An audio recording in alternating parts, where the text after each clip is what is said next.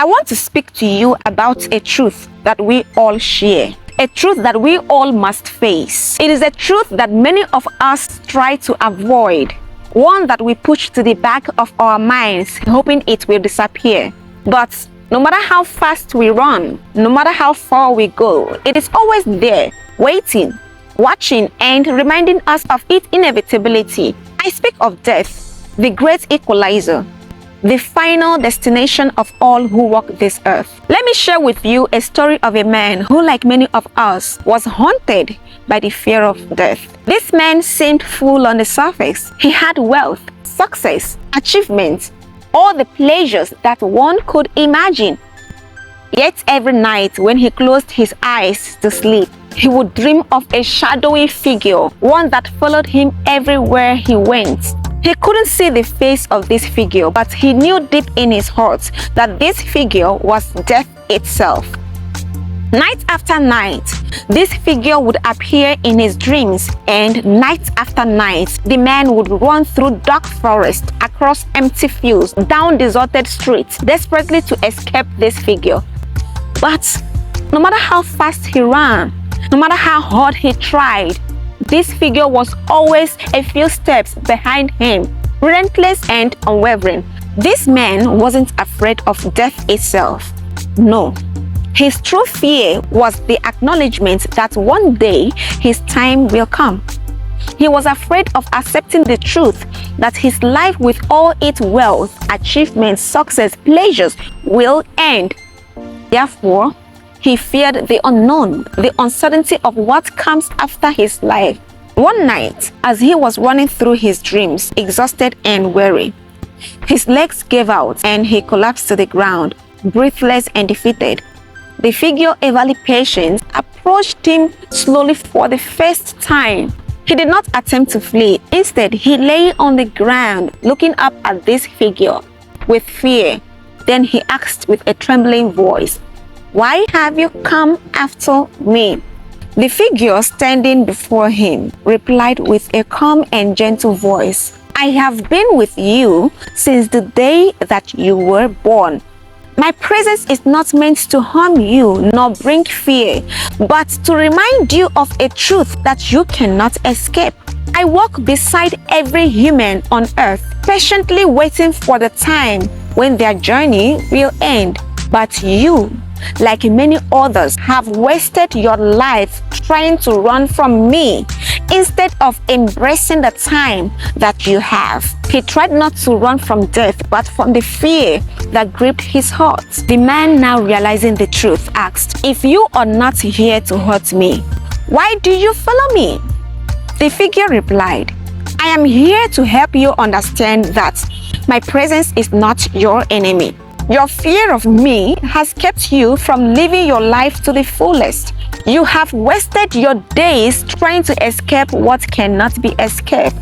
Instead of running, you should have lived, truly lived, appreciating each day, each moment, each breath as a gift. Your fear has not eventually stopped me from taking you when your time comes, but it has stolen the joy of living from you." At that moment, the man understood that he had been running not from death itself, but from the fear that gripped his heart. And by doing so, he has missed out on the beauty of life. My friends, the story of this man is the story of many of us. We live in fear of death, a fear that paralyzes us, that keeps us from truly living. We fear the unknown, the uncertainty of what comes after this life. Therefore, we distract ourselves with the trivial, the meaningless, the temporary. We waste our days in pursuit of power, fame, pleasure, believing that all these things will shed us from the inevitable. But in reality, they are mere vanities. Just as King Solomon, at the end of his life journey, he came to the conclusion that all is vanity of vanities. He understood that the wealth, the pleasures, the luxuries are fleeting. They are but a vapor, one here and gone the next moment. David, the great king of Israel, prayed, "Teach us to number our days, that we may apply our hearts unto wisdom."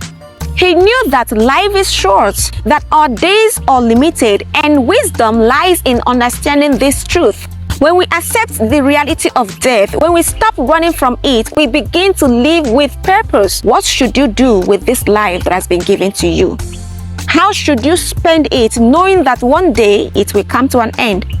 The answer is simple. You must live a life that is worth living, a life that fulfills the purpose which you were created. And what is that purpose? Solomon answers this in Ecclesiastes 12 verse 13. All has been heard, and this is the conclusion of the matter. Fear God and keep his commandments, for this is the whole duty of mankind.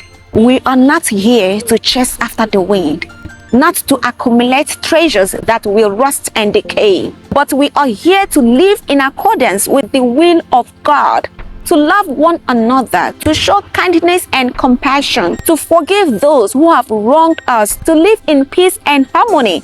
We are here to make the most out of our time, to keep a legacy of goodness in the lives of others. The philosophers of old also understood the value of life and the inevitability of death. Socrates, one of the greatest thinkers of all time, said, "The unexamined life is not worth living." He urged us to reflect on our lives, to seek wisdom, and to begin to live with intention and purpose. Marcus Aurelius, the Roman emperor and Stoic philosopher, wrote, "It is not death that a man should fear, but a man should fear not beginning to live." These words remind us that the true tragedy is not in dying, but failing to fully live while we are alive. Life is precious and it is fleeting.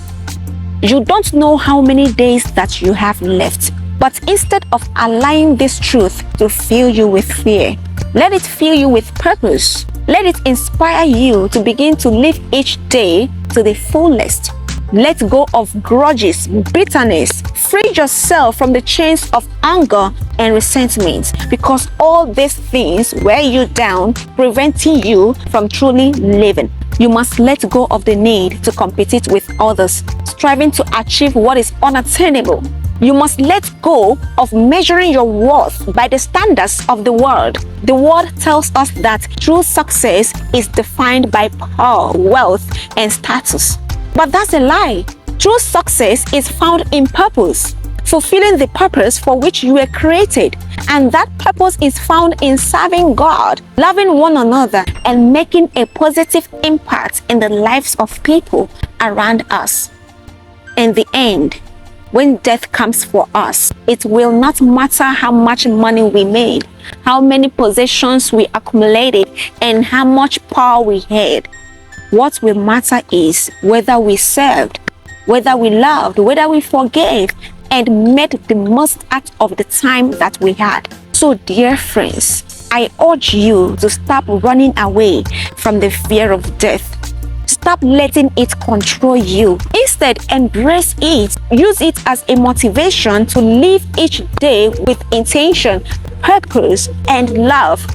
Don't waste your time on things that do not matter, and don't allow fear to steal the joy of living from you.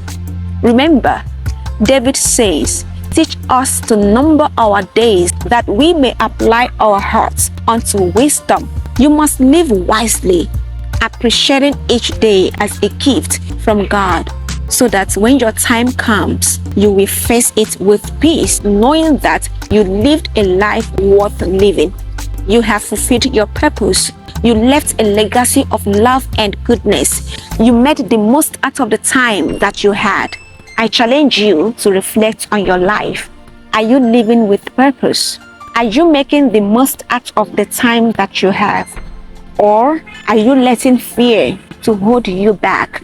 Remember, it is not death that you should fear, but a life not fully lived. Be like the man in this story who, once he faced his fear, he was no longer afraid. He stopped running and began to live. Live with this courage. Live with this resolve. Live each day as if it were your last, not in fear, but in celebration of life.